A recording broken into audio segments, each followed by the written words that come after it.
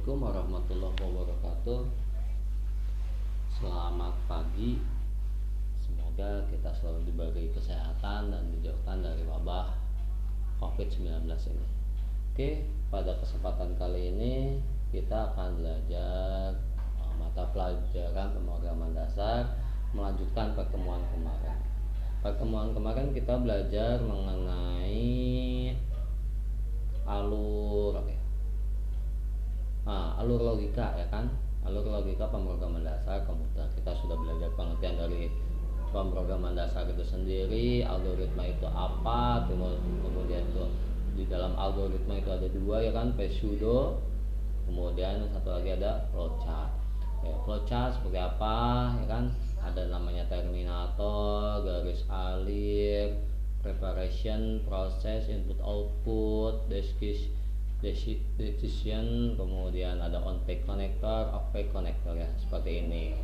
Kemudian di dalam algoritma terdiri dari 3 struktur dasar, ya kan, ya. Yang pertama ada struktur runtunan, ya kan. Struktur runtunan itu atau apa namanya, beruntun, ya kan, sekuensial. Terus yang kedua ada namanya pemilihan, yang ketiga itu ada namanya pengulangan. Ini kemarin Bapak sudah lihat sedikit tugas-tugas kalian sudah masuk, dan ada beberapa yang harus dikoreksi, dan kebanyakan kalian salah menggunakan simbol-simbol dari flowchartnya, ya. Oke, kemudian pertemuan sekarang kita akan belajar perangkat lunak bahasa pemrograman, ya. Oke, Bapak sudah sedikit rangkum. Bahasa pemrograman sering diistilahkan dengan bahasa komputer, ya kan. Itu isinya itu instruksi standar untuk memerintah komputer. Jadi itu hanya berisi instruksi standar, ya. Jadi kenapa harus diinstruksikan? Karena komputer itu tidak paham dengan bahasa-bahasa kita, maka muncullah bahasa pemrograman atau bahasa komputer. Oke, bahasa komputer itu sendiri ada 4, ya. Yang pertama ada bahasa mesin, ya, dengan memakai kode biner, ya. Kode biner itu yang 0, 1, 0, 1, hanya ada 2 digit. Bahasa biner. Kemudian ada bahasa tingkat rendah, ya, yang memberikan perintah kepada komputer dengan memakai kode-kode singkat, kode-kode singkat. Jadi ini bahasa tingkat rendah. Ini contoh-contoh kodenya. Kemudian yang selanjutnya ada bahasa tingkat menengah. Bahasa komputer yang memakai campuran instruksi dalam kata-kata bahasa manusia. Ya, ini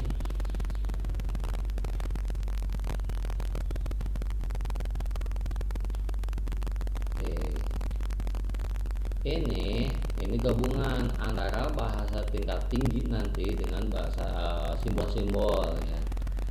Ini itu bahasa tingkat menengah. Kemudian selanjutnya bahasa tingkat tinggi yang memakai instruksi berasal dari unsur-unsur bahasa manusia, ya. Jadi kalau ini kita bisa pahami, contohnya ada begin itu dari awal, n itu akhir, itu jika, for itu while, and, or, dan sebagainya. Jadi kalau bahasa tingkat tinggi kita sedikitnya paham apa yang kita akan instruksikan. Kalau bahasa mesin kita harus menerjemahkannya, 00110 apa sih isinya. Cara penerjemahannya itu mungkin penerjemahannya hanya sampai dengan bagaimana kita menerjemahkan kode biner menjadi bilangan, mungkin hanya itu. Kalau menjadi kata-kata itu akan lebih lanjutnya dibahas nanti mungkin kalau betul, ya. Jadi bahasa pemrograman itu ada 4. Yang pertama bahasa mesin, yang kedua bahasa tingkat rendah, yang ketiga ada bahasa tingkat menengah, dan bahasa tingkat tinggi. Yang kita bisa pahami adalah bahasa tingkat tinggi. tuh kita bisa paham apa yang kita tulis, apa yang kita instruksikan kepada komputer kan. Kalau bahasa tingkat rendah kita sedikit paham karena di sana masih menggunakan bahasa tingkat tinggi dan ditambahkan dengan instruksi yang bersifat simbolis seperti ini, tanda tanya, terus ini lebih besar dari lebih kecil dari, lebih besar dari, ya kan. Ini nanti kita akan pelajari simbol-simbol ini apa sih ini di pertemuan. Oke, itu bahasa pemrograman. Selanjutnya ada namanya proses pengubahan kode sumber menjadi bahasa mesin. Jadi intinya kita akan membuat sebuah instruksi yang menurut kita menginstruksikan A, kita sampai ke mesin diterima dengan instruksi A. Kalau kita berbicara apa, kan itu bahasa tingkat tinggi. Kemudian bahasa tingkat tinggi ini akan ditulis menggunakan pemrograman dan hasilnya nanti akan menjadi bahasa mesin supaya si mesin itu tahu bahwa kita mengucapkan apa. Nah itu intinya seperti itu. Nah untuk mencapai apa yang kita inginkan dari bahasa tingkat tinggi menjadi bahasa mesin, maka kita harus tahu prosesnya. Itu ada 3 proses. Yang pertama ada namanya kompilasi. Proses kompilasi itu jadi si penterjemah atau compiler untuk menerjemahkan menerjemahkan dari bahasa tingkat tinggi ke bahasa tingkat mesin, bahasa mesin. Kompilasi. Jadi proses kompilasi itu semua kode sumber atau program yang kita sudah tulis, algoritma yang sudah kita tulis dibaca terlebih dahulu. Jika ada kesalahan dalam penulisan, maka akan dibentuk kode mesinnya. Nah, jadi kalau proses kompilasi itu si algoritma yang kita buat atau kode sumber yang sudah kita buat itu dibaca terlebih dahulu. Setelah ternyata oleh compiler ada kesalahan penulisan atau ada kesalahan yang tidak dapat dibaca, maka compiler itu akan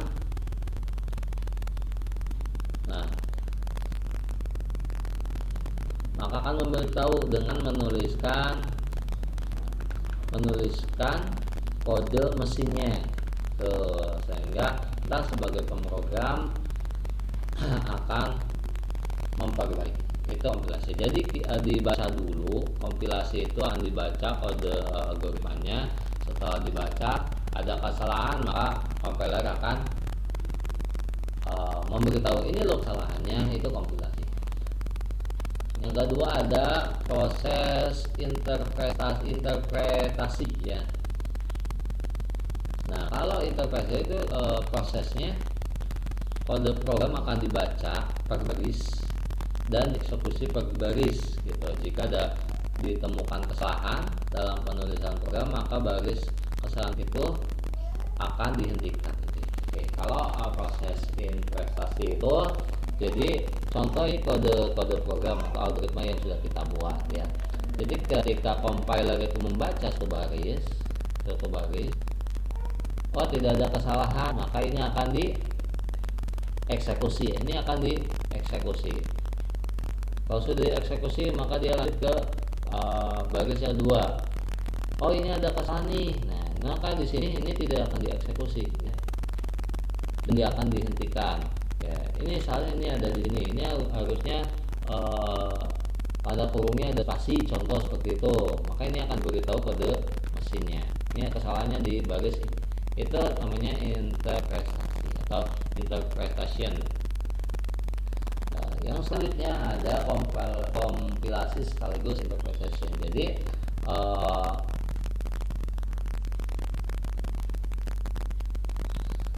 ini dia dibaca.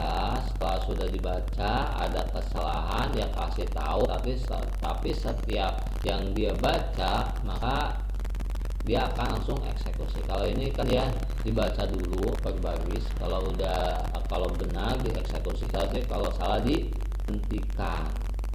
Nah ini akan dihentikan, jadi tidak akan dilanjutkan. Tapi kalau ini dia dibaca, ini baris pertama dia dibaca udah oke, kompilasi. Baris kedua ada kesalahan dikasih tahu, lanjut baris ketiga dibaca lagi. Itu yang ketiga. Itu tentang proses pengubahan kode sumber dari bahasa tingkat tinggi menjadi bahasa mesin. Jadi ada tiga ya, kompilasi, interpretation atau kompilasi sekaligus interpretation.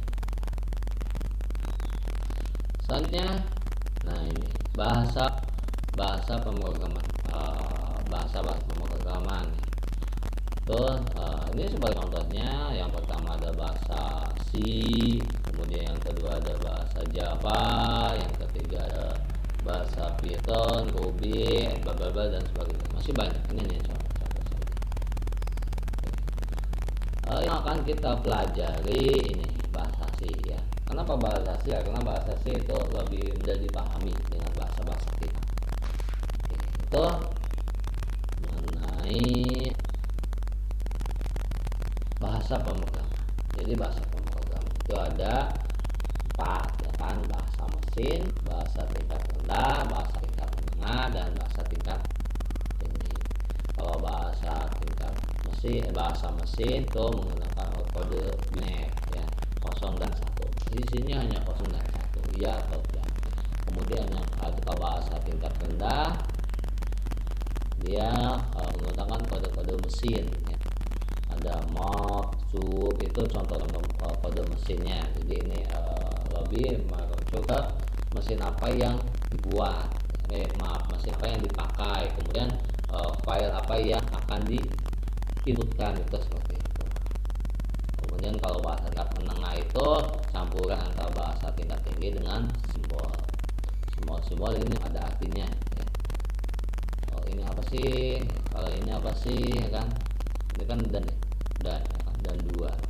Ini apa sih artinya? Itu nanti akan dipertemuan di selanjutnya. Oke, kalau bahasa tingkat tinggi itu bahasa-bahasa yang kita paham. Bahasanya menggunakan bahasa Inggris ya. Begin, end, if, for, will. Oke. Kemudian proses pengembangan kode dari kode sumber atau source code atau algoritma yang sudah kita buat menjadi bahasa mesin itu ada 3. Yang pertama ada kompilasi, interpretasi, dan yang ketiga ada kompilasi sekaligus interpretasi. Oke. Ini contoh-contohnya.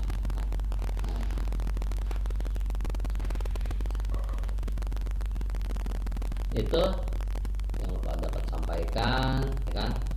Mudah-mudahan dan pertemuan selanjutnya kita akan belajar mengenai bahasa pemrograman C. Seperti apa sih aplikasi pemrograman yang akan kita pakai? Lebih mudah menggunakan ini Codeblock ya kan, tapi ini punya Bapak belum terinstall pendukungnya, jadi nggak bisa compiler, jadi nggak bisa menghasilkan mengeksekusi gitu, nggak bisa mengeksekusi. Jadi nanti kita akan cari. Yang kedua yang mudah kita pahami ini ada def. Nah, def. Jadi kalau kita lihat di sini, ini penjelasannya sedikit, nanti penjelasan pembukaan sih. Kalau kita lihat di sini, mana ya? Oke, nah ini nih. Ini kode sumber ya. Ini yang kita akan buat seperti ini. Nah, print F ya kan. Print itu cetak hello world, karena di sini ada kutip ya, ada petik 2 tuh. Jadi nanti si mesin akan mencetak hello world. atau bisa aja kita kayak yang pertama kita membuat pemrograman untuk menjumlahkan pengurangan atau membuat pemrograman untuk menghitung luas, itu bisa di sini ya. Jadi kita buat seperti apa sih yang akan kita inginkan ya kan. Nah, ini akan kita pelajari teman selanjutnya.